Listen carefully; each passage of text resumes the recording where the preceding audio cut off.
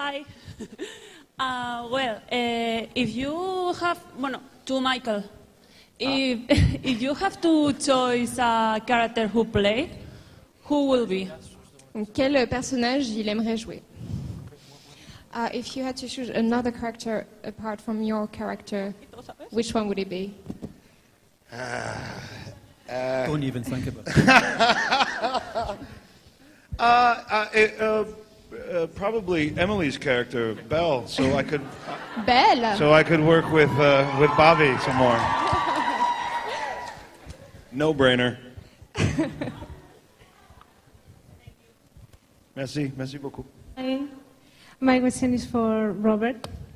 I'm a really fan of you, and I know you since Trainspotting, Full Monty, and a lot of works. Woo! And I want to know which one of your characters have you enjoyed the most? Donc, parmi ces personnages, lequel il a préféré jouer? Thank you for kind words. That's very nice. It's very difficult that question to answer really, because you invest so much energy and attention into every part that you play, and it's a kind of old actors thing to say this, but they're a bit like your children. It's very difficult to pick the one you like the best, the one you love the most. But recently I was very fortunate to revisit Trainspotting T2 and to play. Thank you, Father. And to revisit not just that character, but that whole world again, and have the opportunity to work with those three guys again was a dream come true. Very, very unique experience that. So I would probably have to say Begbie, I think. Okay. Yeah, so I'm sorry, I'm just going to sit here because I can't hear everything you're saying. So, if I may.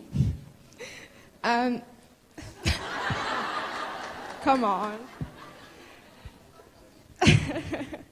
Donc c'est très difficile de répondre parce que à chaque fois, chaque personnage, c'est beaucoup d'investissement. C'est un peu comme ses enfants. Et donc je me suis déplacée ici parce que je n'entendais plus après, parce qu'il y a beaucoup de réverb en fait avec ce micro. So I actually didn't hear the character that you said in the end. I'm so sorry. That's okay. You want me to say it all again? Yes, please. Begbie. No, because what I was trying to say was it's very difficult to pick anyone particular, but I would choose that because I had the opportunity to revisit that character very recently, and I also have the opportunity to work again with some very good friends of mine, so that's the reason why I would choose that. Ok, donc c'est ce personnage parce que pour lui c'était l'opportunité de revisiter ce personnage et de travailler avec des gens qu'il aime beaucoup. This question is for Robert. Do you know if Rumple will have his happy ending and if Forget Power for the season 7? Donc est-ce qu'il y aura une happy ending pour Rumple? I'm sorry, I didn't really understand. So do you think that Rumple will have his happy ending in the end? Oh. What do you think? I guess, at the end of season 6 there, he kind of had what they call it, a happy beginning, I suppose, with the Gideon shrinking back into a baby again. It's absolutely ridiculous, isn't it, really? So there's a kind of happy ending there, but I don't know. If I had to choose, personally, I don't know. I think he's a loner. I think he obviously has gold and that persona. He loves Belle. That's the biggest thing to him. But other than that, he's pretty much a loner. And so I would say possibly not. Donc il pense que déjà au début de la saison 6, il avait un début heureux, donc c'est déjà pas mal. Et que malgré son amour pour Belle, c'est quand même quelqu'un de solitaire, donc il y a de fortes chances qu'il n'aurait pas de happy ending. Bonjour, j'ai une question pour Michael. Je voudrais savoir, Neil, dans la saison 5, fait une apparition et il veut dissuader Emma de sauver Hook dans l'Underworld, et je voulais savoir pourquoi. So in season 5, your character appears to Emma because he doesn't want her to... I'm sorry, I lost the question. Il veut pas sauver qui? Ook, because he doesn't want to Emma to save Ook, so she wonders why. Why wouldn't he want that?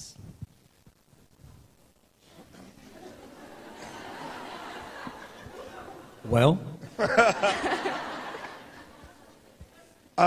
that's interesting to me that you felt that, because I don't think that's what Neil was trying to express to Emma. I think he knew that she was going to go and try to rescue Hook, and as a result of that, he wanted to arm her with the knowledge that would keep her safe on that journey. Donc, selon lui, c'est pas vraiment ce que Neil voulait dire. Il voulait surtout protéger Emma du voyage qui peut être très dangereux. Merci. Hi. Hi.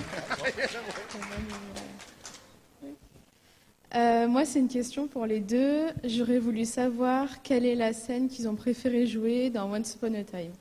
So a question for both of you. Which scene was your favorite to play in Once Upon a Time? well, there's so many. There's 135 episodes. There's so many good scenes there. But I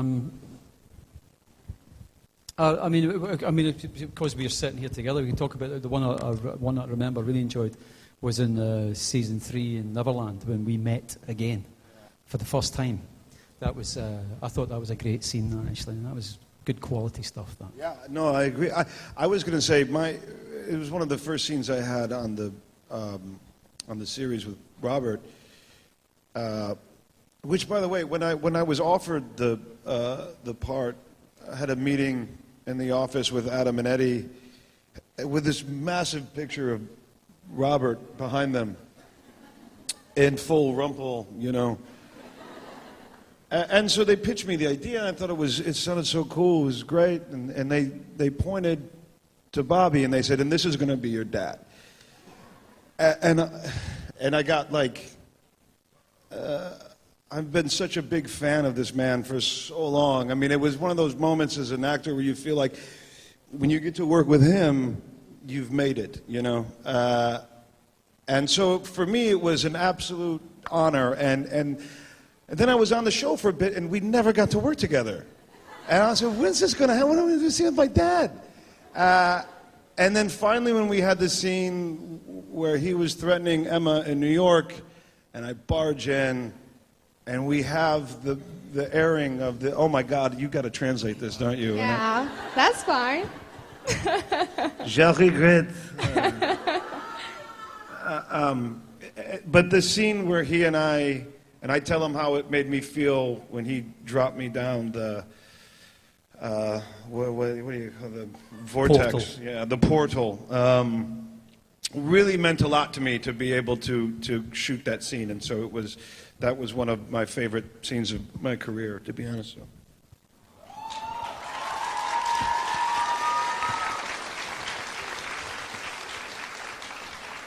J'ai la réponse de Robert. Bon, il y a tellement d'épisodes et de très bonnes scènes dans chaque épisode, mais pour lui, une de ses scènes préférées, c'est la première rencontre de leurs deux personnages à Neverland. Et pour Michael, c'est la première scène qu'il a enfin pu jouer avec Robert, parce que quand il est arrivé sur le show, il a eu un grand meeting avec les producteurs. Il y avait une énorme photo de Robert qui était en pleine tenue de Rumpelstiltskin, un géant, et on lui a dit ça sera lui ton père. Donc lui qui est un énorme fan de Robert Carlyle, il était très très ému d'enfin pouvoir jouer avec lui. Pour lui, c'est un véritable accomplissement dans sa carrière. Et le temps passe et au final, ils travaillent jamais ensemble alors que c'est son père quand même. Donc il s'est dit mais quand est-ce que ça va enfin arriver? Et quand il y a enfin eu la scène à New York, il a enfin eu cet accomplissement dans sa carrière. Pour lui, c'est l'un des grands moments de sa carrière d'avoir pu jouer avec lui. Yeah, yeah. Didn't seem as long when you said. Thank you so much. Hello again. Fine. Question is, for roles that you've gone for but haven't got, what are the ones that bothered you the most? I've got everything I've always wanted.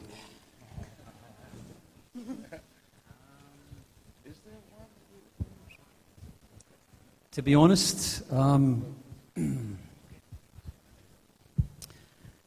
it's more for me. It's maybe more about stuff that I've turned down Right. that I should have done. Right. You know, I really wanted Julia Roberts' part in Pretty Woman.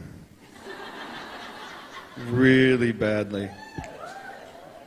Big mistake. Big mistake. and I turned that down.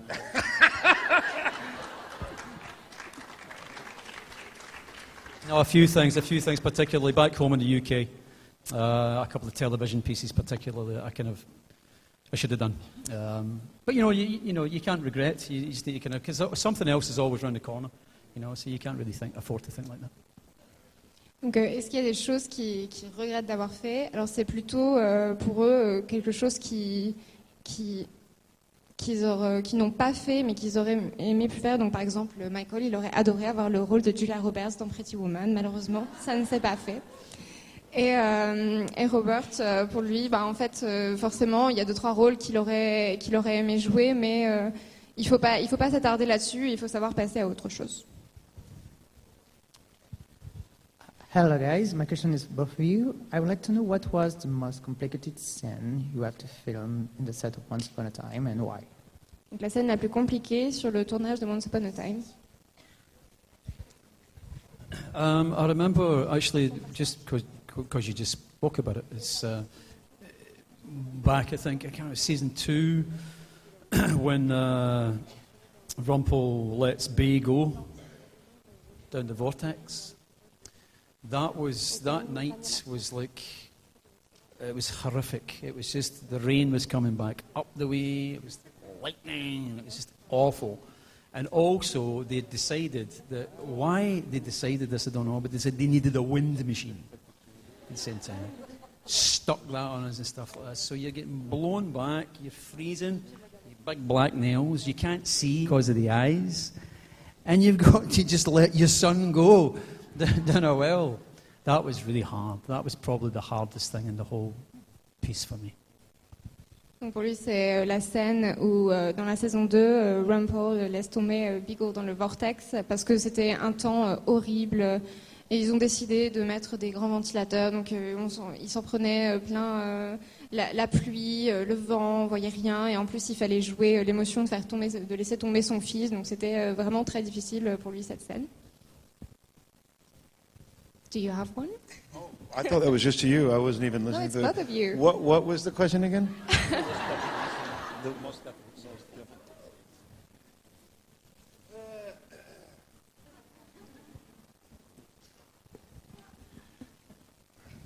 There was a scene in the Neverland set where I had to put Henry on my shoulder.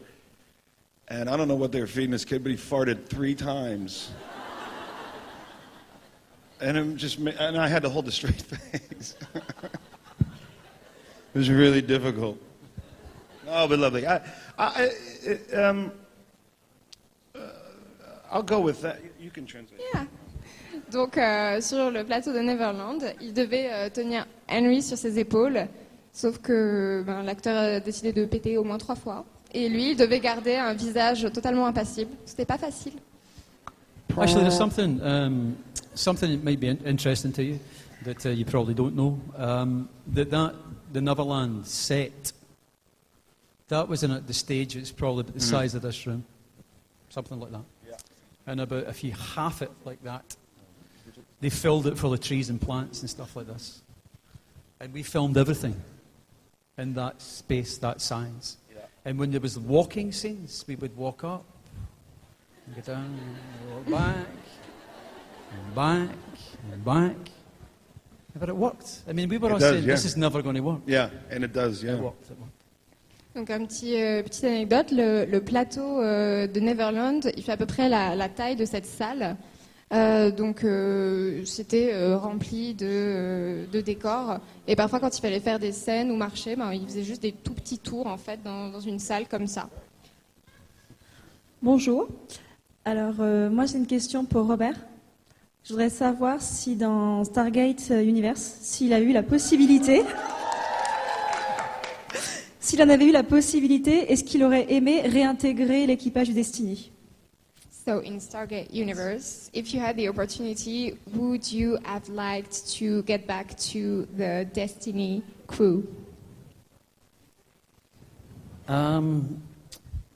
You know, it was a lot of people really loved that show, you know, but a lot of people didn't. So it was kind of 50-50.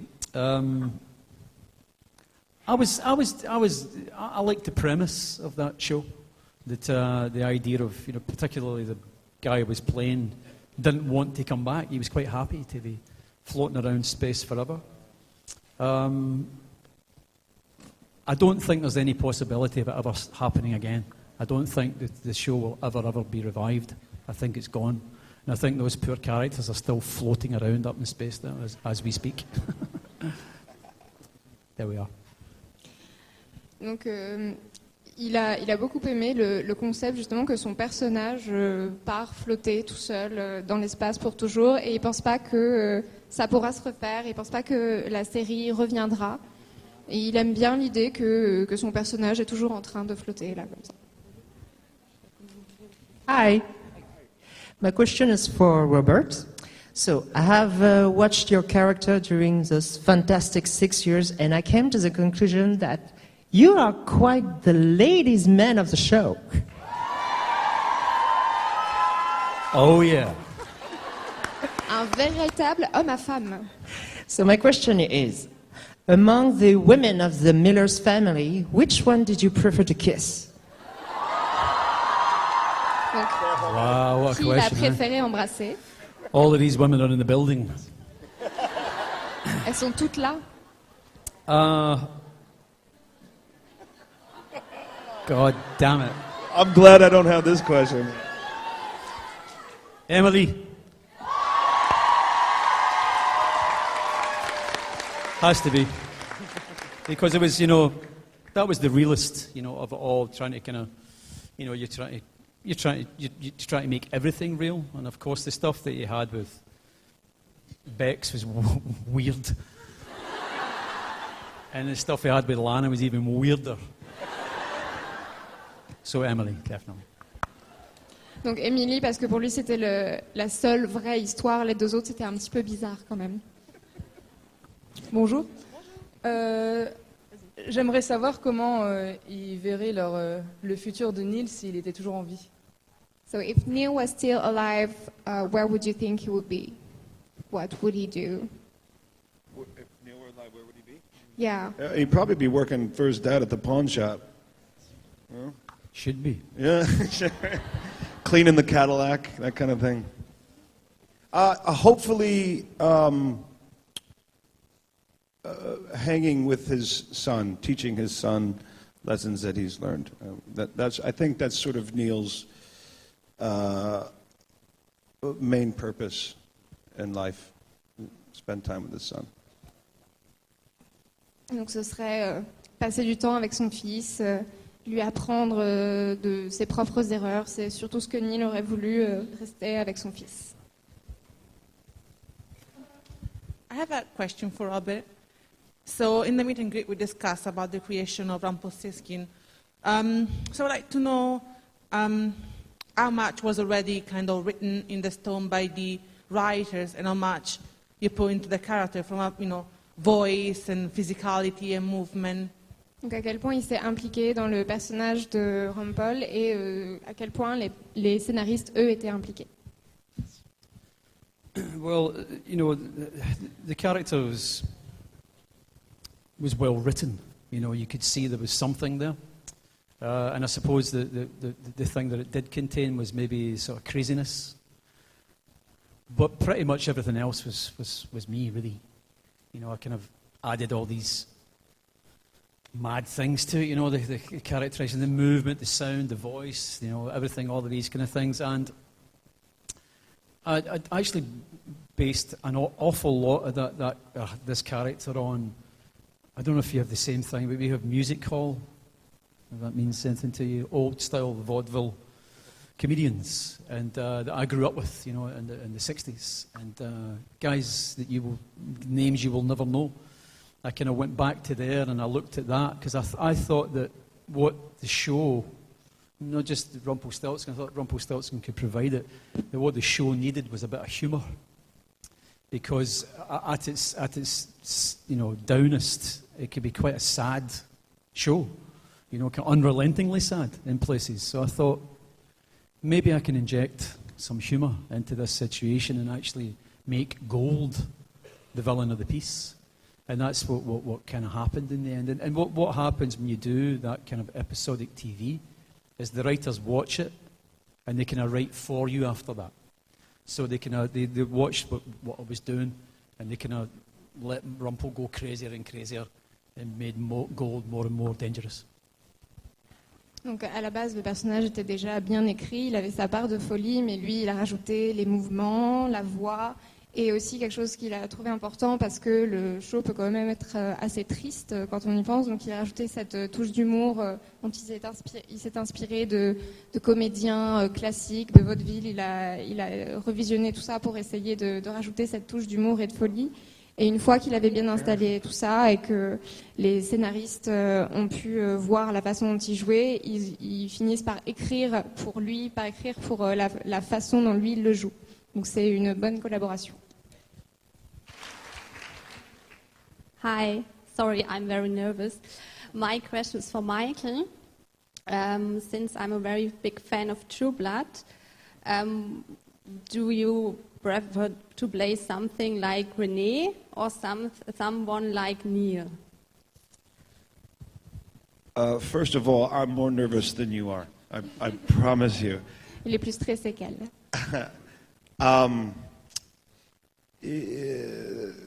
Sort of like Robert said earlier, it's very difficult to choose which one or the other you prefer more. They're both.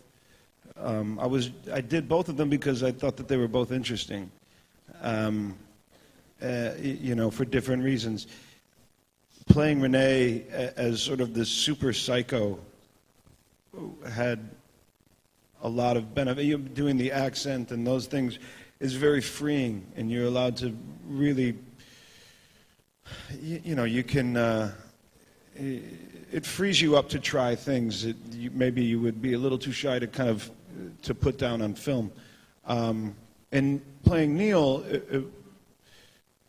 it was you know, playing a character that some people can root for, it was an interesting change of pace for me. I play a lot of bad guys. So playing a man whose heart is always in the right place, even if maybe some of his choices weren't the best or whatever, but the intention was always noble, was a lot of fun to play. Donc, est-ce qu'il préfère son personnage de True Blood ou de Once Upon a Time? Alors, comme il pense comme Robert que s'il a joué ce personnage, c'est que de toute façon il est trouvé intéressant. Son personnage de True Blood, c'est un grand psychopathe, il peut faire un accent qui l'amuse, donc c'est quelque chose qui, bien évidemment, il a trouvé amusant à faire. Mais son personnage de Neil, ça change parce qu'il a l'habitude de jouer les grands méchants, et le personnage de Neil, les gens peuvent en fait le supporter, le soutenir. Donc c'est quelque chose qui a changé pour lui, et c'est vraiment, ça a été vraiment très amusant en fait de pouvoir changer son jeu comme ça. She said it better than I did. Hi, I'm sorry for my English, but Mon ami. So I've got a question for Robert. Do you plan to make another movie like you did with Barney Thompson, despite all the stress involved in this kind of project? Donc, est-ce qu'il va faire un autre film, malgré le stress que ça peut provoquer? Thank you. Well, you know, it's such an enormous question, really. It doesn't seem like it, but, you know, it's just very, very difficult. You know, it took about a total of maybe somewhere in the region of between the beginning of the concept of that film to its death. that was maybe around about 5 years. So the first 3 years were utter torture, right? There was 5 weeks after that where I shot the film, on the set, and that was paradise. And then another 2 years of torture. So you got to kind of weigh it up and you think, is it worth it? Is it worth taking this toll that it takes in your life and your time? And I'm a family man and I don't like to be away from them for too long. It takes you away from them. So the short answer is probably unlikely, I would say. But there again, you never say never. Donc c'est... Thank you. Les films, c'est vraiment très différent de la télévision. Du début du concept à la toute fin, ça lui a pris à peu près 5 ans. Les 3 premières années, pour lui, c'était une véritable torture. Les 5 semaines de tournage, c'était un vrai paradis. Puis encore 2 années de torture. Donc c'est quand même... ça prend beaucoup de temps, alors qu'il aime beaucoup être auprès de sa famille. Il n'aime pas la quitter trop longtemps. Donc c'est très peu probable, mais on ne sait jamais. Hi. So I'm not sure to be able to translate my question in English, so I'm gonna speak in French, sorry. Ma question, c'était savoir, est-ce que ça vous arrivait d'improviser et en fait que ça reste dans le scénario et dans les épisodes? So, did it ever happen that you improvised on set and it stayed on film? You mean in Once Upon a Time? In Once Upon a Time or in anything? Yeah. That's a bit more difficult because, ABC, who produced the show and pay for the show, they have these scripts written, and they go through many, many different, departments, dotting the I's and crossing the T's, and they want it just like that. They've paid for that. They want that. So it kind of depends, really, how much you can get away with. And excuse me. Sorry, no, it's me. I tried. With Rumpel, it was a little bit easier because I would add lines sometimes and stupid things, stuff you would know, but I can't even think at the moment. But there are lots of stuff that was kind of added, really, more with Rumpel still. It's not be gold, but certainly with Rumpel. Thank you. Donc c'est très particulier parce que les producteurs ABC, ils ont des scripts, ils ont payé pour un script, ils les font passer par beaucoup de départements, donc ceux pour lesquels ils ont payé, c'est ce qu'ils veulent. Et il a pu rajouter des petites choses, il n'a pas d'exemple particulier, mais voilà, c'est des petites choses qu'on ne remarque pas forcément, mais c'est à peu près tout. It's also kind of a difficult show to improvise on because everything has such a weighted meaning. Further down the road, you discover, that scene that we had, 12 episodes, this is the reason we had that scene. And so the future will further define the meaning of the present. And therefore, it's difficult to improvise in the present because you don't know what's coming down the road. This isn't a show about, 2 guys, robbing banks or whatever, where you can just kind of freestyle. So for me, I tended to really kind of stick to the words as they were written, And as Bobby said, on a network TV series, that's kind of the thing. If you want to make a change, then there's got to be 17 phone calls made, and people, this guy in an office has got to sign off on it, and it just becomes. By that time, you're just like, oh, forget it. I'll just say it what you wrote, Donc c'est aussi un format de série pour lequel c'est très difficile d'improviser parce qu'il y a toujours plusieurs niveaux de lecture. En fait, ils tournent une scène et ils se rendent compte que plus tard, cette scène, elle avait une signification pour telle action dans l'avenir. Donc la scène qu'ils tournent dans le présent, ça détermine le futur, donc ils ne peuvent pas trop improviser là-dessus. Et bien évidemment, comme disait Robert, les producteurs dans ce genre de structure, c'est vraiment pas facile. Il faut appeler au moins 17 personnes. Le temps qu'il y en ait un qui dise oui ou non, ils sont déjà passés à autre chose. Donc ça en vaut pas vraiment la peine. Merci. Thank you. Merci. Merci Paris.